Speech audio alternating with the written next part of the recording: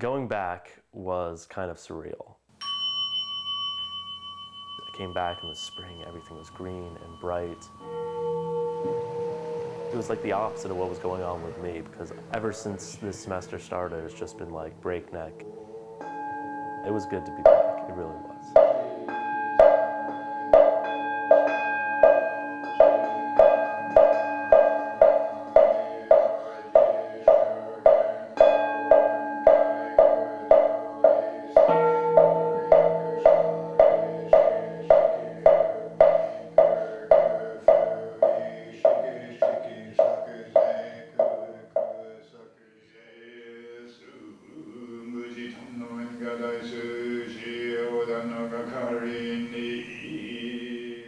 The idea of the class was, well, the title was Zen Theory and Practice.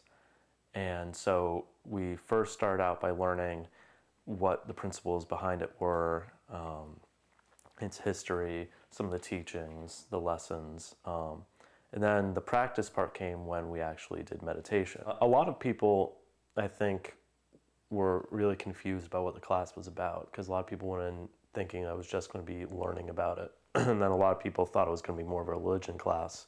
And then more people yet thought that, it was, as it was going on, oh, they're trying to convert us. And it's, well, yeah, not really. But yeah, that was the principle behind it. It was to take a look at its history and how it's affected people, and then how it can affect you. The class was a winter term class, so we only had about 3 weeks to do it. Less than a week after we started the class, we went off to the retreat for the weekend. So it kind of really threw you right into it. Basically, the center is a bunch of interconnected places, little buildings done in the style, kind of like a Japanese, Chinese, like the Asian-influenced overhangs and wood floors and all that. This building that we're walking around right now is the Zendo, and this is where the actual actual service goes on.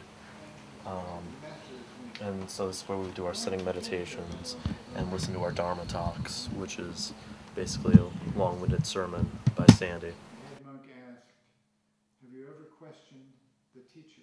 Every morning we would march around the building in our walking meditation at 5 o'clock after we've woken up, before breakfast and in the January cold. Some mornings we'd be sitting in doing meditation, and you'd hear a little bell. Whenever you hear the little bell, you can come on out and go into here, which is the interview room, with Sandy, and he would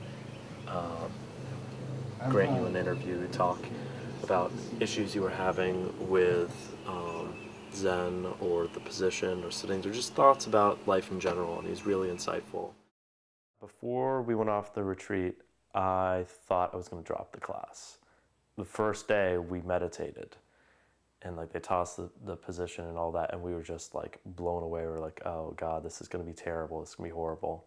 You kind of compress your body a little bit, you bring your legs in and you hold your hands up against your body, and you don't close your eyes, you actually stare at like 3 feet in front of you on the floor, and you try your best to think about one thing, and normally it's either counting or it's your breaths. Some days though, first thing in the morning, I would think I was going insane. Just sitting there in silence, I hadn't had breakfast, and we've chanted, and then we're sitting there meditating for 30 minutes before we can even eat, and it's like, I'm just watching the sun go across the floor. I'm going nuts. You're like, oh, I'm in this uncomfortable position. I don't understand these long-winded speeches that Sandy's giving.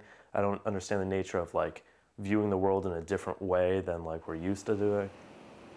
So we'd have to do all this and all this and this and this and this and this 3 times before we would have breakfast every morning. That first day at the retreat was kind of rough, but then you got into it and you saw the point of the meditation is to gain insight to yourself, to kind of like, it's not really looking in because you're not actively looking in, but it's trying to clear out all the distractions from your life.